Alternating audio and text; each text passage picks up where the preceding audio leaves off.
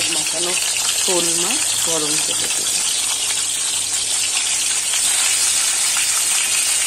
এবার উল্টে পাল্টে ভেজে নেব। এই যে ভাজা দিয়ে দিয়েছি একটু কালো জিরে, দিলাম আলু, বেগুন আর কেটে রাখা সবজি।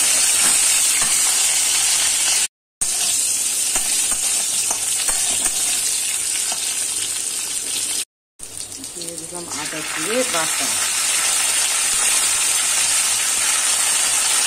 দিয়ে দিয়েছি কয়েক টুকরো টমেটো।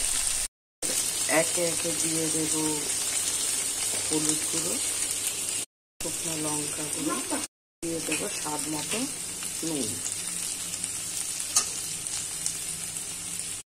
দিলাম একটা কাঁচা লঙ্কা, দিয়ে দিয়েছি ঝোলের জন্য জল।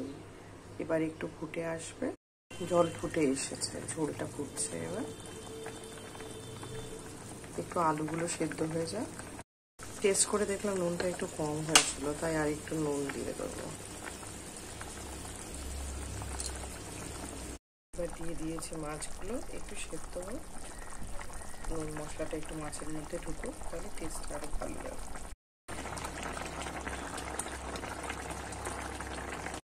শোল মাছের কারি, সজনে, বেগুন, আলু দিয়ে ঝোল।